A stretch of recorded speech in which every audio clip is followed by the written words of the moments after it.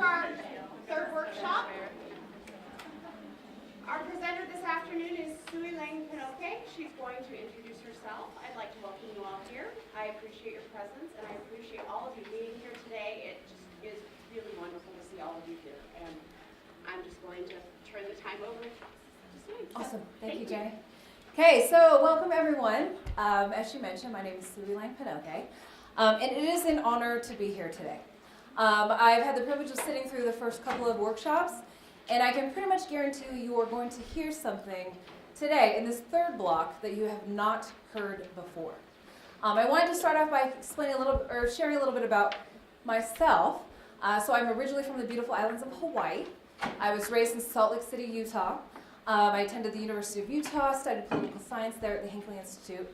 I moved back east to Washington, D.C., where I studied at American University. They have a Women in Politics Institute there. And I lived on Capitol Hill for about almost 13 years. I just moved back to Utah this past summer, and it is a bit of a process. I'm still processing. There are a lot of exciting and new things happening in Utah, not just Salt Lake County, but Utah County as well. And so I hope to kind of bring up a lot of topics that may be sensitive to some people, a lot of social, cultural, and political topics. I'm going to have you talk amongst each other and share comments with the entire group. And so I really want to challenge you to put your thinking cap on and to really think before we speak. As a Mormon woman of color, my experience has been vastly different from what I'm going to assume many of yours have been. And I challenge you to step outside of yourself and challenge you to look at things a little differently through a different lens.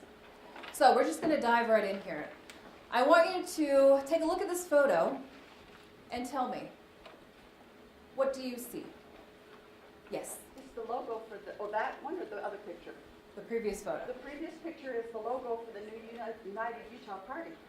Oh, really? Fascinating. Okay. The delicate arch. Yes. Okay. What else did you see? Yes. I think it was a dog. Okay. Under the arch. Under the arch. Okay, a dog under the arch. Anything else? I thought it was the person doing a down dog. Oh, maybe. Okay, wow. Okay, you guys are phenomenal. You have wonderful lenses. This is actually a picture, and I'm going to pass it around so you can take a closer look. This is a picture of me. I'm not doing down dog, but I'm doing like wheel. You could call it wheel, okay? So I'm a yogi. So I went to the Delicate Arch this past summer. I got to do this yoga pose. Underneath of it, I took a picture. So I sent this picture to a bunch of friends. And they were all responding, like saying, oh my gosh, I love the Delicate Arch. Oh my gosh, that's so cool. Like, I love Utah. The sky is so beautiful. And in my view, what I was sending them was a picture of me. But nobody saw me. Like, and I was getting really frustrated. I'm like, didn't they look a little bit closer? Like, I'm obviously there. I'm right in the center. Don't you see me? But all they saw was everything that was around me. So I was getting a little frustrated, right? So I challenge you to look a little bit deeper than what meets the eye initially, okay? And how closely are we examining the images that we see?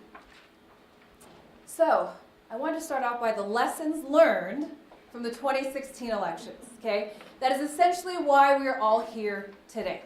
Did the 2016 elections not ignite something in you, right? And if I understand the history of MY correctly, as Charlie explained, this is what got the fire burning in our bellies to get up and do something on both sides of the aisle. I was living on Capitol Hill on election night of 2016, and there was a dark cloud over Washington. And I'm not just speaking from one side. It was from both sides. People were like shocked, right? And how often do we think about the lessons that we learned from that evening? And actually the 2 years leading up to it. So what we learned, everything matters, okay? Communication matters, words matter, language matters, tone matters, truth, optics, media, diversity in media, your appearance, your voice, your vote, women in politics, facts matter. Alternative facts, I'm a little on the fence on that one. Not sure if they really matter. Body language, conversations, and your voice matters. So thank you for coming here today and participating in this space because you understand that your voice does matter and you can make a difference. A little bit about me. So June of 2016, several months before Election Day, I launched what I call the Rethink Tank for Women. So Washington is home of the most powerful think tanks in the world, right? But how many of these think tanks really capitalize on the power and contributions of women? So I launched this thing, and it's a social think tank. So women will come together on both sides of the aisle and discuss policy issues. And just to kind of give you a little context, this may be surprising to you, this doesn't really happen all that much in Washington, where people on opposite sides of the aisle come together and have thoughtful, productive conversations. But I work with women in politics. I see this happening much more often. So this is just one major valuable contribution that women in politics bring to the table. In addition to that, for about the past 12 years, I've been serving as a global leadership and communications training consultant, working with women in politics and in media throughout the country and in Africa. And so I bring a very global perspective to this conversation. In addition to that, I'm going to share some personal information. I was raised here in Utah. I think I mentioned that earlier. When I was at the University of Utah, I almost single-handedly represented the woman, the minority, the progressive perspective in every single one of my classes. Yeah, it's funny. But it created a very unique experience, educational experience for myself. In addition to that, I am probably one of President Obama's biggest fans. Although I am a registered independent. I was once a registered Republican, then a Democrat, now an independent. In addition to that, I, for some reason, attract black Republicans into my life. So I have a reputation for dating black Republicans. And so the man in my life right now was a senior advisor on the Trump campaign. He is a very conservative Republican. And I'm sharing these personal things. I don't typically do things like this, but I want you to have a sense of where I'm coming from, right? I, in my personal and professional circles, surround myself with people who think vastly different than I do. And I've been able to find a commonality that brought us together. So it's a little bit about me. Foundational values of the think tank are power conversations, equitable partnership, equal and valuable exchange, diversity of thought, and reflective meditation. So all of these key values are essential to me in creating a space where we can have those productive conversations. Okay, so for today's presentation, I created this values acronym. Okay, so if you have the worksheets, and for those of you who came in after I mentioned this, there's a worksheet in your folders that corresponds with this workshop, so you can take notes. So the V stands for validate differing points of view. The A stands for arm yourself with knowledge. The L is listen with empathy and sincere desire to understand. The U is understand your unconscious bias. The E stands for expand your perspective, your network, and your reach. And the S stands for seek opportunities to strengthen your platform without losing sight of that which brings you here in the first place. And 99 out of 100 times, that thing that brings you here in the first place is the unifying element that should be the root of every conversation that you have. And don't worry about having to write all of this down because it'll come out throughout the presentation. And if you are interested, you can email me and I'm happy to send you a copy. So we're going to dive right in with validate. Differing points of view. Overwhelming majority of people simply want to be validated. And how many of you have that one hot topic, that one hot political issue that just gets you riled up? Like your temperature rises and you're super excited, you have to do something, say something. You simply just want to be validated, right? Initially, and then you want to be heard and then open up the door for conversation. So I'm going to read you a quote. It's about identifying your God-given gift and living life through that, number one. Number two, it's about our responsibility to further the conversation for all people. No one is free until everyone is free. How many of you resonated with that? Or did that quote resonate with you? Yeah? Okay? So how does that tie into validation? If something is God-given, do you think that's validation enough? How many of you believe everyone has a God-given gift? Yeah, how many of you know what that is? Really? And it's a journey. I mean, there are numerous. I'm here to tell you, if you haven't told yourself, you have a God-given gift. And it is about living your life through that. Any ideas on who said this? Who am I quoting?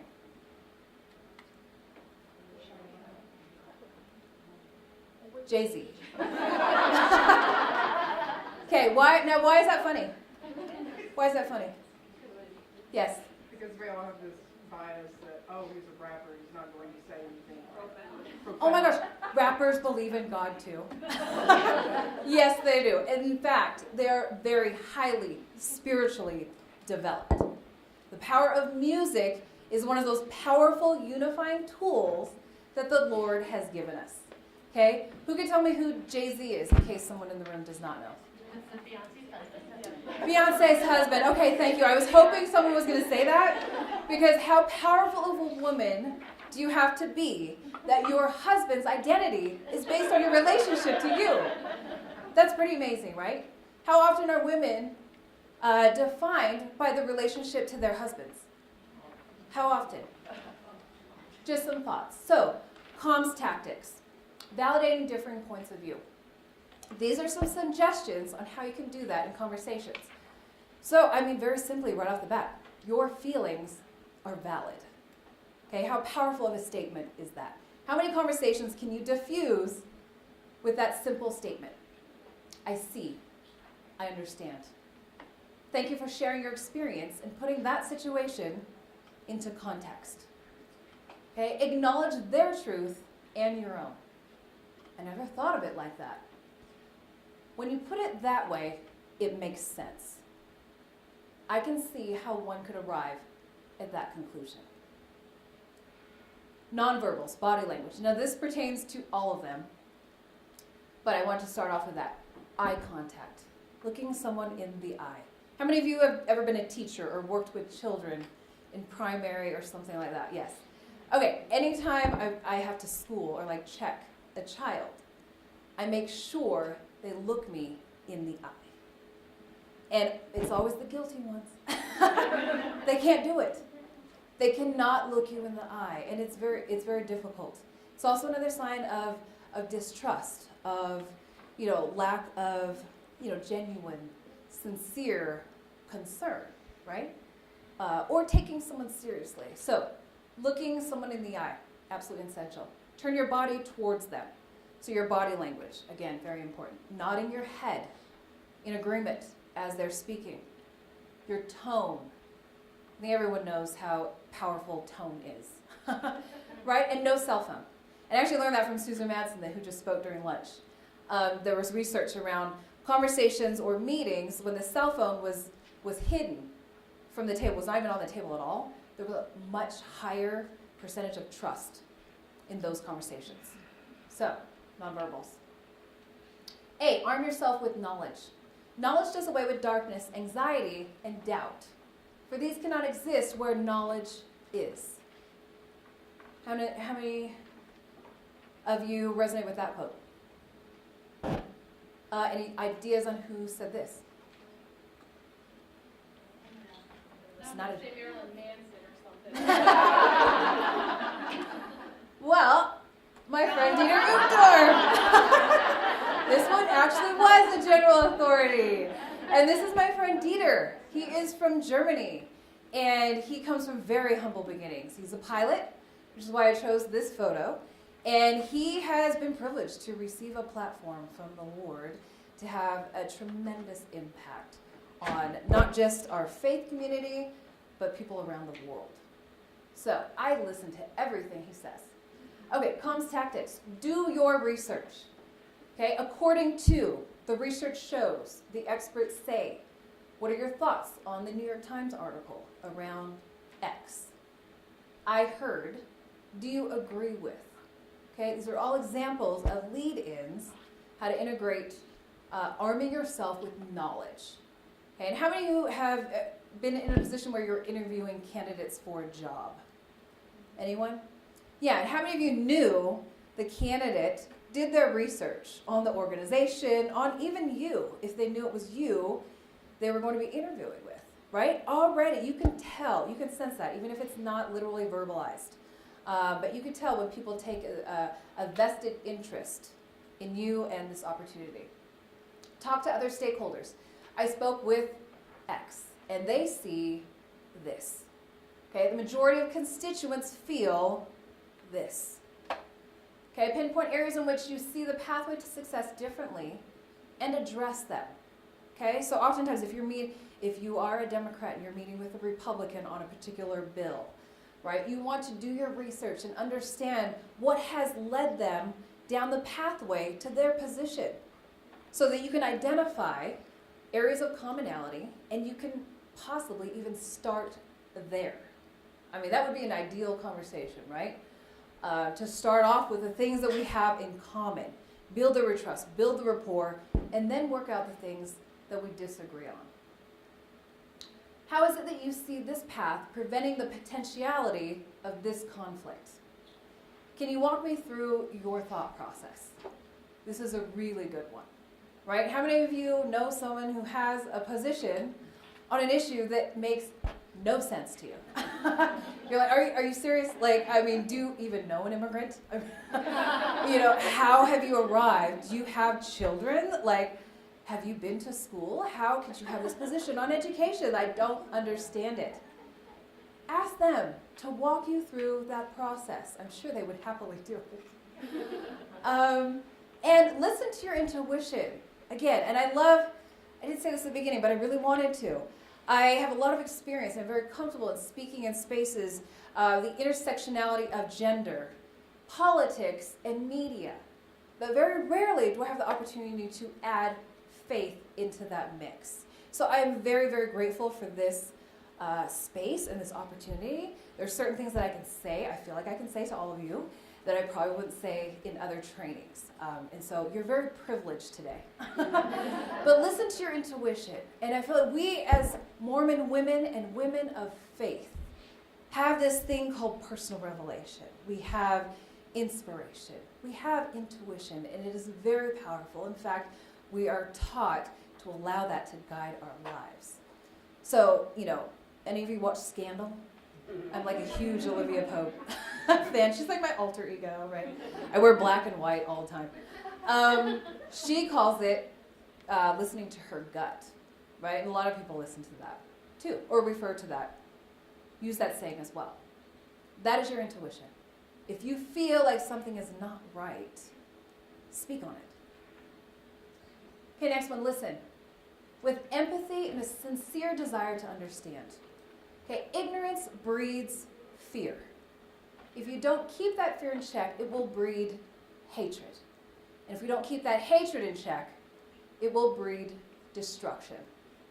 Okay, I believe this is why a lot of Mormon women were inspired to join groups like MWIC. Right? We can already see that destruction. If the cycle of hatred continues, it will destroy ourselves. We will destroy ourselves, our country, our communities, and all of that. Okay, any thoughts on who might have said this? Kind of sounds like Yoda. Yoda? Star Wars. It's not Yoda. You probably could have said it. Okay, this is my friend, Daryl Davis. Does anyone know Daryl? Yes. You do. Tell me about Daryl. He goes out of his way to befriend Ku Klux Klan members and just become friends with them. And some Thank of them you. he's actually managed to get out of the Ku Klux Klan, but that's not really his first agenda. Thank you, thank you. Yes, I'm like stoked someone knew who Daryl Davis was. Okay, so thoughts come to mind. Just shout them out. What is the first thing that comes to mind when you see this image? Enemies. Adversary. 1950s. Anger. Okay, what I see after knowing who Daryl is, I see a unifying conversation. Okay, Daryl is a jazz musician. He lives in Maryland, not far from where I used to live. And he was a set. Again, I'm speaking to the power of music. He was doing a set at this whatever bar or something. And afterwards, this white guy comes up to him and was like, oh my gosh, I really enjoyed your music, blah, blah, blah. They sat down and started having a conversation. And the white guy says to Daryl, wow, this is the first time I have ever sat down and had a beer with a black man. And he's like, what? Because this guy was way older than he was. He was probably in his 60s or 70s. He's like, really? How is that so? They continued the conversation, and he disclosed that he was a member of the KKK. And they continued to meet, and they fostered a friendship. And Daryl simply, he speaks to the power of listening. Now, he is a very inspired man, that he could sit across the table from someone who was a part of a group that literally tried to destroy his people. I don't know too many black men who could cordially sit at that table and listen genuinely, not just to understand, but to love, ultimately. Okay, this guy's one of my heroes. So, Khan's tactics. Refrain from interrupting. How many of you interrupt while someone is speaking? This happens in Washington all the time. So silence is very powerful. And listen before formulating a response. Sometimes we are silent simply because we want to take that time to come up with our response, right? How many of you are doing that? I do it all the time, too. I'm totally guilty. So listening, like set aside your agenda, like your rebuttal, your response.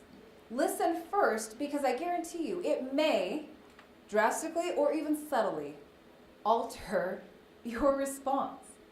So listen first, respond later. And even ask them for time to process. Oh my gosh, okay, I've never heard it like that before. Let me process this before I respond. They will absolutely respect you for that. Ask clarifying questions.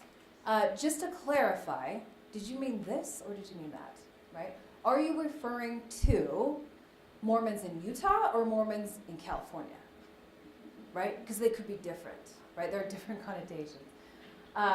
Do you mean this or that?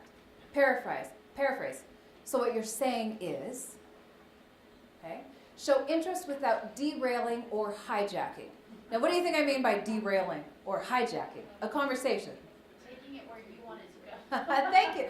Okay, so you're an expert on this. Oh my God. Children, I'm totally really good at. Oh my gosh, children are like the notorious hijackers. Teenagers especially. I live with one. So I was literally going through this presentation with a colleague of mine just to kind of test the waters, right? And it took us like 3 hours to get through this presentation, right? That I designed to be 45 minutes. And it was because we kept going off on different tangents, and we didn't mean to derail the conversation. I think that's just how we as women or as human beings operate, right? Like we hear something and it triggers, oh my gosh, I know this, blah, blah, blah. What? Okay. You lived over here? Oh, I lived in DC too. I used to do this. Okay. Can we get back on topic, right? So it's important to stay focused, right? It's just like an op-ed. I teach a lot of people how to write op-eds. You have very limited space, right? So you have to stay focused and strategic in what you choose to leave in and exclude from that message, okay? Same with conversations. You may even have less time for a conversation, right? So be very strategic and plan your talking points before you walk into that room. Try not to derail or hijack. What I said here is continue. Okay, so listen, gather, what is it they're saying, and simply say, continue. Like that shows deep interest, it shows respect, what is it they're saying, and you want to learn more. And I guarantee you, you'll get a follow-up meeting.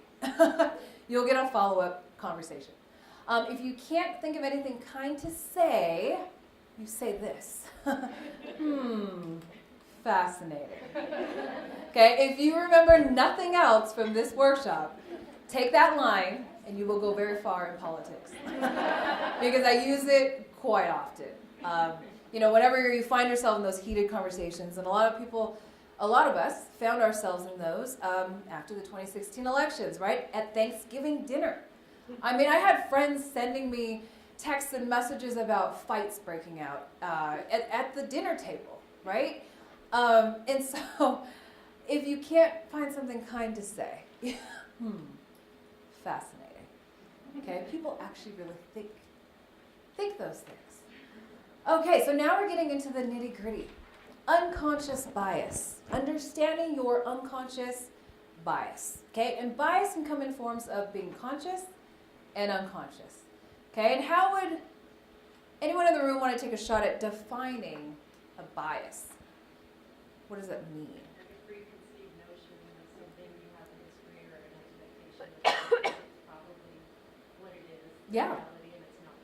Awesome, yeah. Preconceived notions, assumptions, prejudices. So I wanted to share this definition. An unconscious bias is a perception, belief, or attitude which drives behaviors that limit the participation, development, and advancement of others. How many of you agree with that? Yeah, I do. Any ideas on who said this? Or who defined it that way? Merriam-Webster? Merriam-Webster. Like the dictionary. Yeah, like dictionary.com? No. No, any other thoughts? Okay. He's actually a guest of mine in the room today. And I'll give you a hint. He's the only black guy in the room. And he happily accepted the invitation. Okay, this is my dear friend, Dr. Guillory. He used to be the chair of the chemistry department at the University of Utah. So he is a scientist by trade, right? He did that for 10 years. And sorry, I'm going to say it like a little personal story of yours. He took a sabbatical, okay? And he went, how many of you have seen Eat, Pray, Love? Yeah? Okay. He did an Eat, Pray, Love sabbatical. He took off for a couple of years and just kind of explored the world. He went to India, to Asia, on this spiritual journey, like personal exploration thing. Doesn't that sound awesome? Like, I totally want to do that. For 2 years, and he came back and his job was still sitting there waiting for him. He was on the job for a week and he resigned. He had no idea what he was going to do, but he knew it wasn't going to be this. He knew he had a higher calling, a higher mission in life. And a few months later, birthed this organization called Innovations International. Okay, and they are, in my view, the world's most powerful organization when it comes to diversity, inclusion, and unconscious bias training. And I have recently come on board with him to do this type of training, and I've studied from experts all around the world, and this is, I can't think of any other way to describe it, is the best in the world, in that it is transformative. And so, very smart man, and I definitely want him in my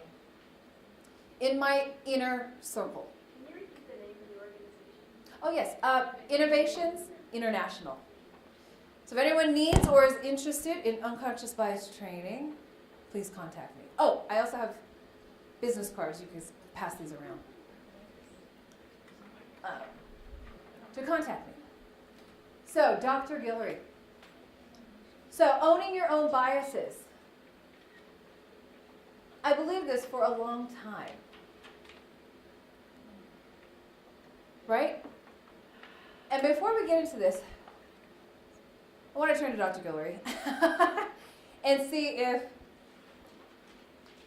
you want to share anything about how you know. Okay. I'm going to come back to you.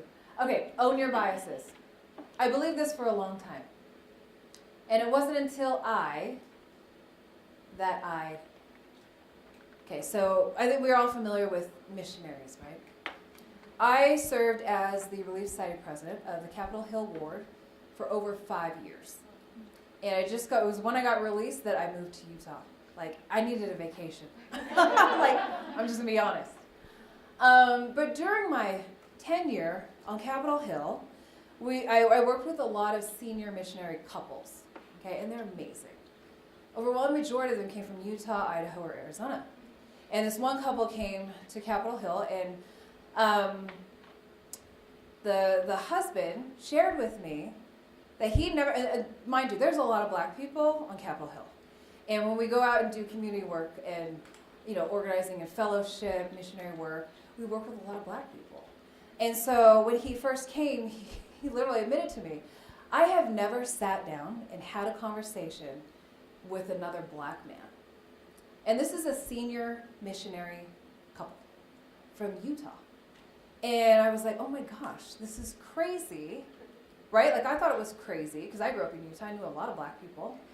And anyways, at the end of their mission, he was Mr. Black People. like he knew every single, by name. He knew their story. He knew where they grew up, like how they felt about the church.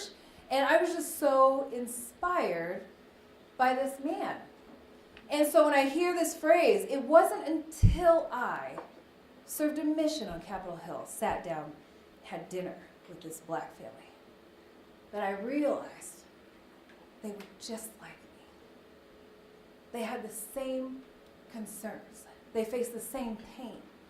They had the same desires to live the life that they had always wanted to live, as I did.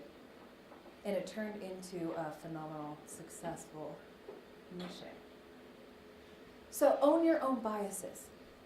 Get out ahead of your own biases. Okay, so once you acknowledge and understand what they are, how do we get out ahead of them? Okay, was this an accurate depiction of your experience? How often do we think we understand a white male's experience? Do we? Anyone in here know what it's like to be a white male in America? You. Okay. So the gig is up. What's it like? Tell us. How is it? Not too bad. Okay. How about being a white Mormon woman in Utah? Anyone know that experience? Several of you, right? And how was that? It's pretty awesome. It's pretty awesome. Yeah, that's right. Totally. Okay, so oftentimes we make assumptions about people's experiences, and oftentimes we think gender and race, sexual orientation, or even membership in a faith community is directly associated with that person's personal experience, when essentially may not be. So, and just using myself as an example, I'm suffering like an identity crisis often, right? I'm a native Hawaiian, right? But when I'm in Hawaii, I'm called the Haole, right? Because I was raised on the mainland. So Haole is what locals in Hawaii call white people, right? I'm a total Haole because I speak perfect English, according to them. And I associate with white culture. I grew up in Utah, right? When I'm in Utah, I'm a woman of color. So people understand, they automatically see me as being different, right? I'm culturally different, socially different. I probably vote a certain way, right? When I'm back east, people find out that I'm from Utah. I get 3 questions. Are you a Mormon? Are you a Republican? And are you a polygamist? Okay, and these oftentimes lead to very thought-provoking, not spiritual, political and religious conversations, okay? Again, another experience that has kind of conditioned me to have unifying conversations, right? So, again, it's taught me a lot about being mindful, getting out ahead of my own biases, and acknowledge differences in others respectfully, okay? So if someone different from me walks into the room, I can acknowledge that difference in a respectful way, right? As a second-generation Mexican-American, how do you feel about securing the borders? How do you feel about our current immigration policy? What reforms do you believe would be appropriate, right? Okay, so I'm going to have you guys role play. I'm going to look next to you. You can either get into partners of 1 or 2, of 2 or 3. Sorry. You can't partner with yourself. Okay, so 2 or 3. Okay, and I'm going to have you guys put your acting hats on. So I have a quote that I'm going to show you. Okay, so you guys decide who's partner 1 and who's partner 2, and who's partner 3 if there is a third one. Okay, if there's only 2 of you, number 1 will go with third time. Okay, so we know who partner 1 is. Yeah? Okay, so partner 1s, raise your hand. Awesome. Okay, I'm going to have you literally read the statement I'm going to show you. And partner 2 or 3, you have to just sit there silently. Okay, I want you to use your nonverbals. Okay, and I don't think I mentioned this earlier, but 93% of effective communication is nonverbal. Okay, it's tone, it's body language, it's all of those things. Very little of it is the words you actually use. Okay, so partner 1, I want you to turn to partner 2 and state this. Okay, and do it in a serious manner, like you mean it.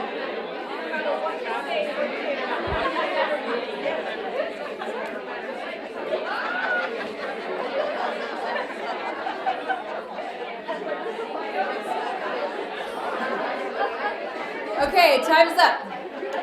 Time's up. Partner 1, how did you feel reading this statement? Partner 1, I'm going to take 3 comments. Partner 1, yes. I had to, it took me a while to even utter those words out of my mouth. Thank you. Yeah. We can be friends. Okay, what else? You felt sheepish. How else? Yes. Uncomfortable. Nasty. You're a nasty woman. Yes. I'm from the South, and they're, if you're a Democrat, it's kind of like, oh, you're a Democrat. But I think this is how That happens here too. how a lot of my relatives must feel whenever I come from California and say and talk about politics. They probably think that I'm thinking. Yeah. Thank you. So I can think of something. Okay, you're like way ahead of me. Okay, so I hand over here. Felix, yes. Saying it kind of felt like a joke, like I couldn't be candid because it Didn't feel natural. Okay, so I'm super happy to hear that y'all struggled with this. Because if you said this a little too freely and comfortably, I'm going to have to leave. I'm kidding. But I hope this was a good experience, and I wanted you guys to say this so that you could never say it again. But how many of you have felt this in a conversation? When you have walked away from a conversation, they didn't literally verbalize these words, but that's how you felt walking away. Okay? Again, body language, tone, all of those nonverbals are very powerful communicators. Okay, partner 2, your turn. Oh, yes, question? What you're saying is how many of us have actually felt like someone else was feeling those feelings directed at us? Actually, both. Actually, both. How often are we the ones who, whatever we're saying or communicating, people are walking away from our conversations feeling like this, right? Or vice versa. Okay, so be mindful of both because we play both roles. Okay, so partner 2, your turn.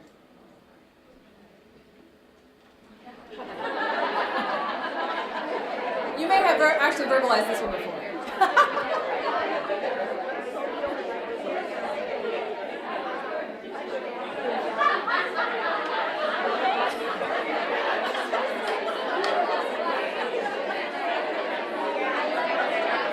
Okay, time's up. Partner 2, how did that feel? Partner 2, yes. Really good. Awesome. Okay, you got off your chest. This is exactly what I wanted to say all day today. Some other people, yes, you are the light they have been looking for all their lives. Okay, yes, up here. This was horrifying because this is exactly what I do. This is like everyone who ever has known me said, you think you're the smartest person in the room. And I said, well, I am.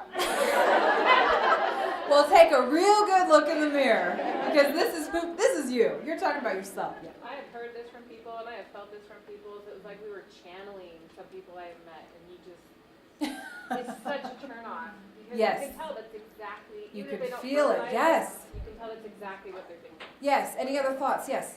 Husbands are exempt, This is when we want to invite the husbands into the room. Yeah. I was going to say, I think, like she said, I think NFL had a play in who got this part because I felt like a big guilty right across my face. when I said it. Yeah. Totally. I Yes. get it. Okay. So as I was, yes. Sure. With all the alternative facts and misinformation and everything that's floating around, my husband teaches government at a high school, and he has helped me figure out how to find validated sources and how to dig for the truth. So when you find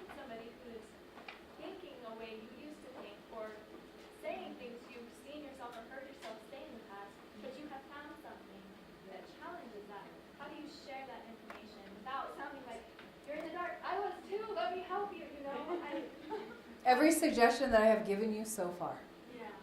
Yeah. And you pick and choose. So I'm giving you guys like a list, right, of tools that you can have in your belt pocket, whatever, your purse, that you can whip out whenever you need to.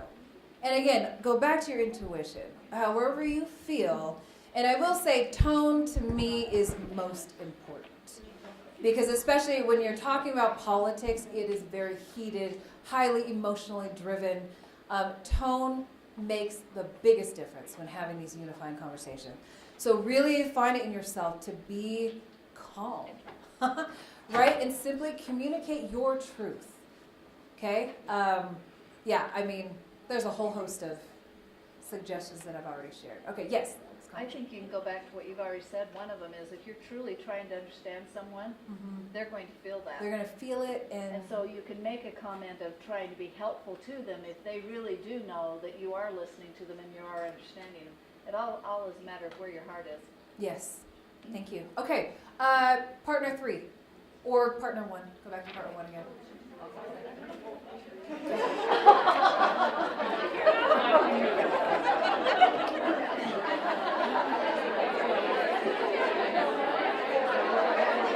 Okay, time's up. That was a short one. Okay, so partner 1 or 3. Thoughts? How did you feel saying this? Well, I laughed because I was thinking about your mom, and we Oh. took a selfie right after. Awesome. So appropriate. Yes. You're only here for the photo. You could care less what I'm saying up here. She's only here for the photo. I love it. I love it. I'm only here for the photo.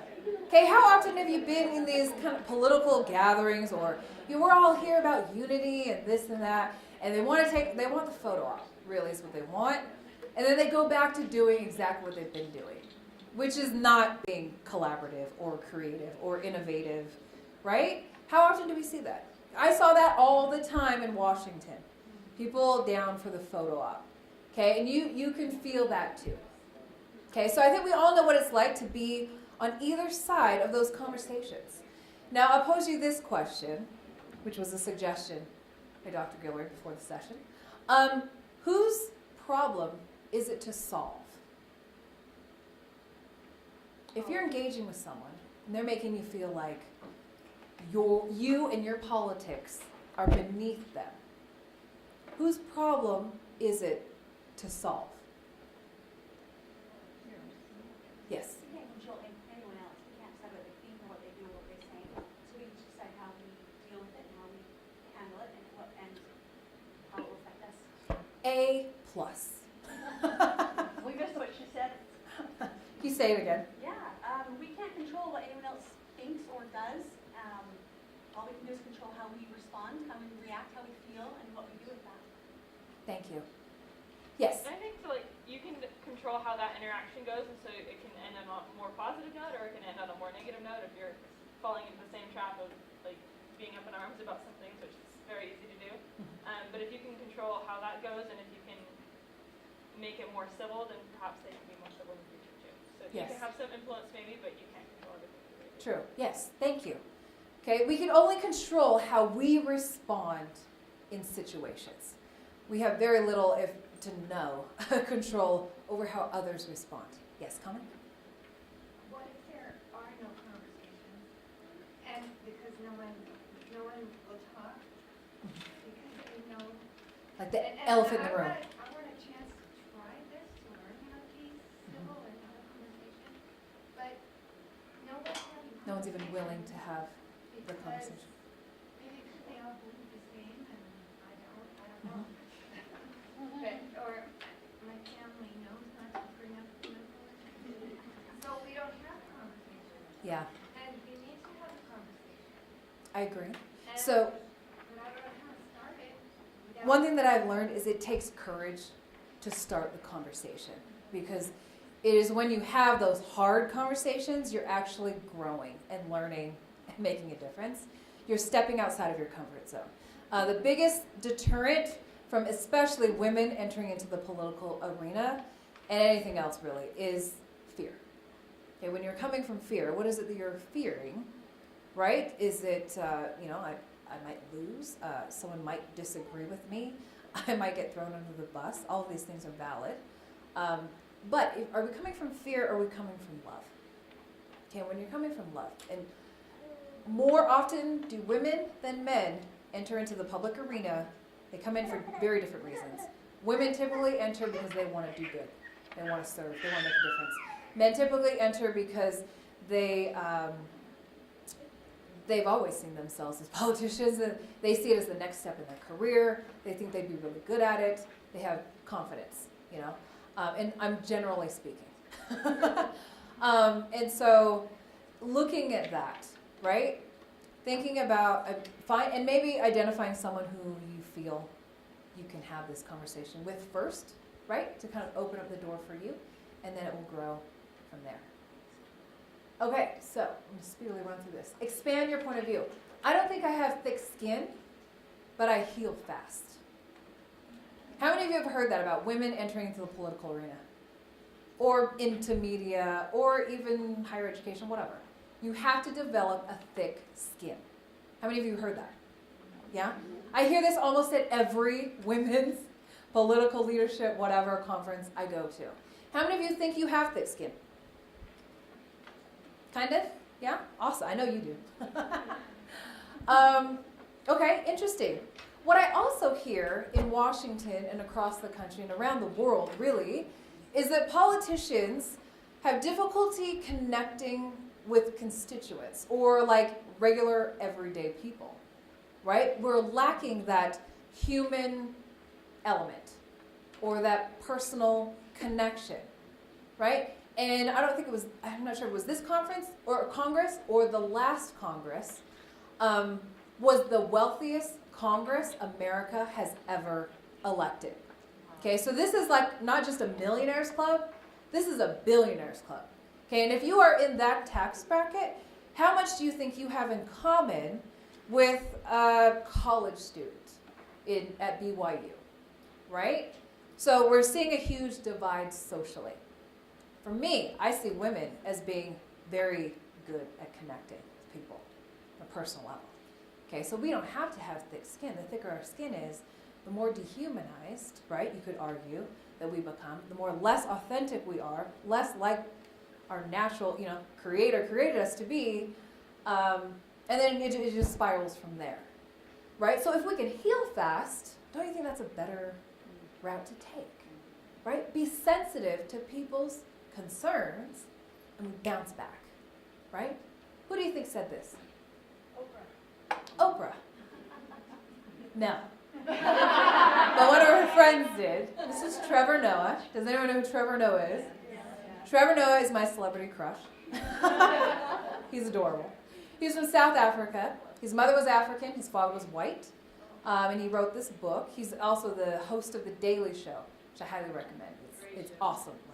Majority of Americans get their political news from Comedy Central. It's a fact. But this man is brilliant. I think he knows more about the American political system than most Americans.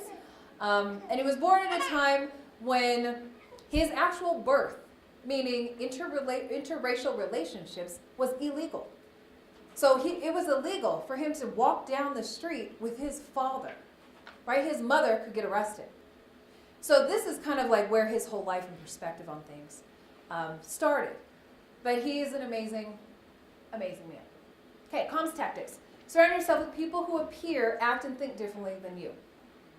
Could I pick your brain about X? Fascinating. There's that statement again. Build unlikely partnerships. In my view, this is a nonpartisan issue that warrants bipartisan support. Okay? And how many issues can we say that about? Almost every day. Thank you, women.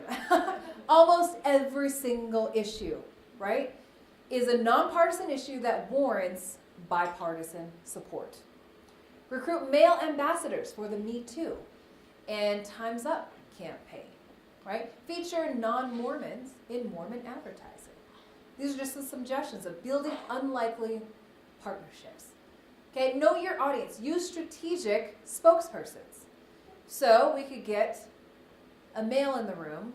Would you kindly volunteer? To make this statement. I want you to read this out loud. And say it with, conviction. The women will. Yeah.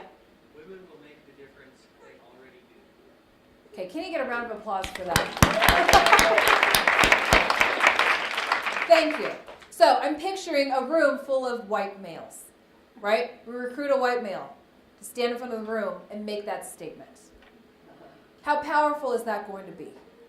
Right? Is it going to be more effective than if I stood in front of the room and made it? Yeah. I mean, I don't know. Possibly. Right? Possibly. The tendency is for people to listen to other people who they have something in common with, right? And usually it has to do with race and gender. It just does. Okay, and this last one. Can I get a woman to volunteer? Yes.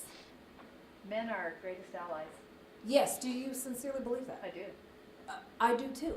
But I could stand up here in front of all of you and say men are our greatest allies. Okay? And mean it. Okay? So, just some ideas, suggestions. The last one is seek opportunities to strengthen your message without losing sight of the unifying element. What brings us here in the first place? Now, when you're successful, your humanity diminishes and you become something else to people. There are 2 points I want to make about this particular quote. And I see it all the time in the political arena. When people enter into the arena with good, pure intentions, right? They want to make a difference. They really want to provide access to quality health care for all. But as they climb the political ladder, they run for office and they win, they become this big deal, right? They're all over social media. Sometimes we get ahead of ourselves, right? We start to become more confident. We start to, like the ego starts to go up a little bit. And we begin to believe that we are solely responsible for our own success. Okay? That's the type of politician that turns people off. And I see you guys nodding your heads in agreement, right? So may we stay grounded, right, as we climb that political ladder. And in addition to that, how often do we criticize our public leaders? And someone said this in an earlier workshop, that she had written a hand note, thank you note, to the legislator. Although he completely disagreed with whatever she was advocating for, she thanked him for his service. And he, really appreciated it. Because no one does that anymore, right? How often do we criticize before we express gratitude, right, to public service? It is a hard job. Serving in public office, it is not like this red carpet rolled out for you. You are dealing with just a lot, in addition to your personal and professional responsibilities. So I think the ones in Utah are fortunate it's only a 45-day session. So it doesn't take up your entire life, but a big chunk of it. Okay, Dave Chappelle actually said this. Does anyone know who Dave Chappelle is? Yes, you know everything. You're not from here, are you? I have a twisted sense of humor too, so I think. Okay, awesome. Dave Chappelle is a comedian. He is one of my favorites, but he had this very popular show, and it was kind of like an overnight success on Comedy Central. It was called The Chappelle Show. It had the first season, then the second season, it totally blew up. Third season comes around, Dave Chappelle can't be found anywhere. He was offered a $40 million contract to do a third season. No one can find him anywhere. What happened to Dave Chappelle? Okay, he went to Africa to escape the jungle we call Hollywood. And he was there to essentially find himself again. And so I share this because, we can also, the stardom thing can be applied to our faith community as well too. And me having served as Relief Society president, I'm far from a Mormon celebrity, but when you're in a position of leadership, you're known. People know you, they talk about you, and they judge you. And they can throw you under the bus and all of those things, right? These two women, Lori Marsh is my Relief Society president right now. Does anyone know her? Because she's also the daughter of President Nielsen. This is one of his daughters. I had no idea she was going to be the daughter of our next prophet. The Lord put me there. Linda K. Burton, you probably know her. She's also my ward. And she's the advisor to my 14-year-old daughter. So here I moved to Utah with no plan. And the Lord clearly constructed this for me. Comms taxes, keep your eye on the policy. I'm here to advocate on behalf of. I am one of many. This issue is still here after I'm gone.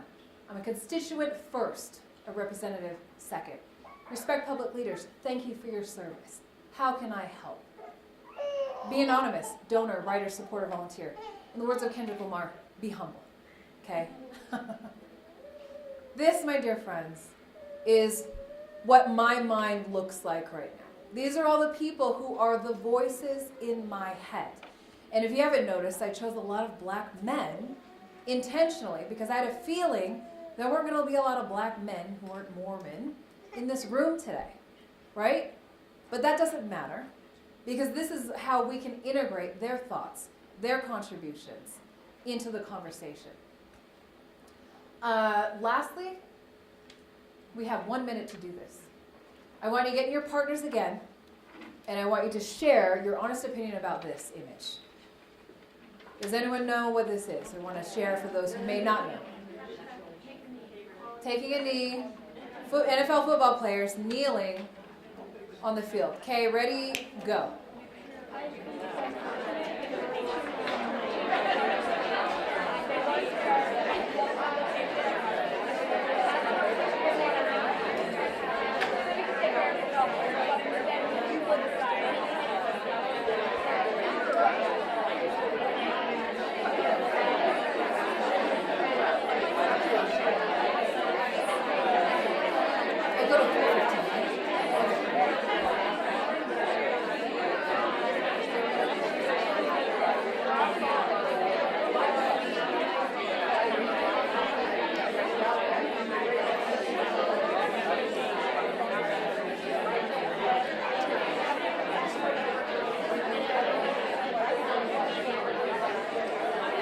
Okay, time's up.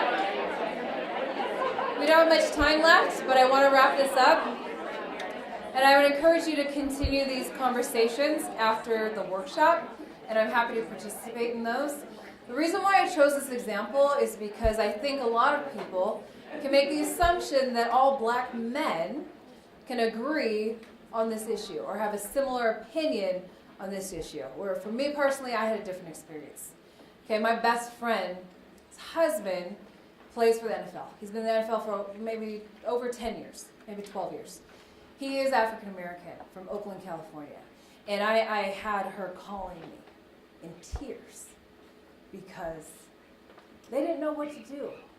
They're not members of the church, but that doesn't matter to me.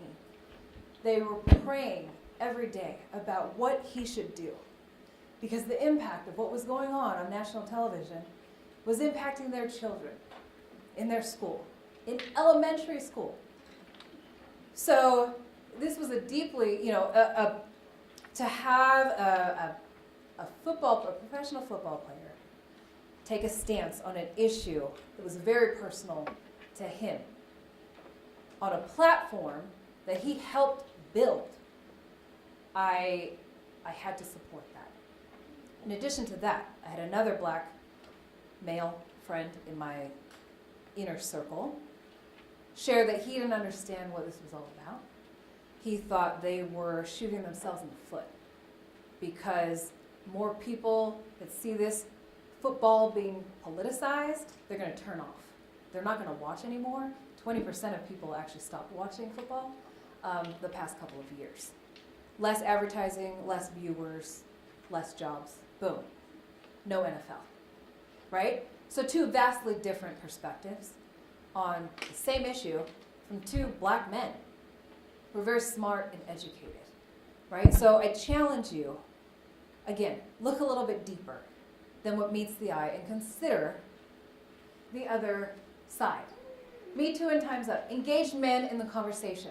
And this is my dear friend Tim Chambliss, who was a professor at the University of Utah. He recently retired, and now he's running for office in District 2.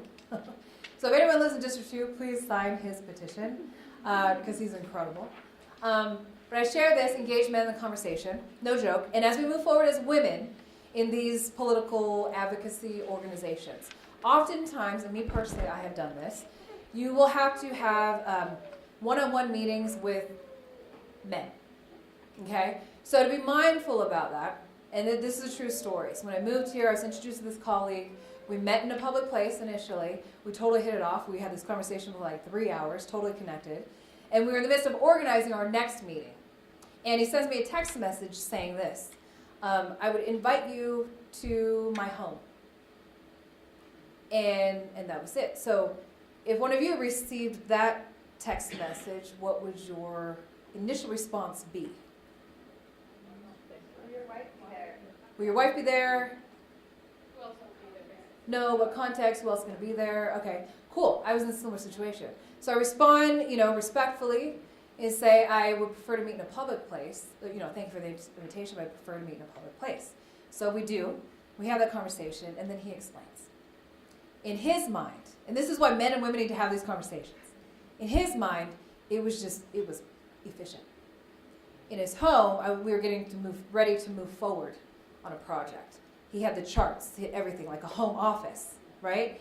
And so what I initially thought could potentially be an exchange that could compromise the trust in the relationship, in actuality, was an invitation into that circle of trust. Because already after the first meeting, he saw me as someone that he could bring into his home and expose to his, information and all of that kind of stuff. So, but it didn't really cross his mind, like the whole piece of, oh, she's a woman, oops, okay.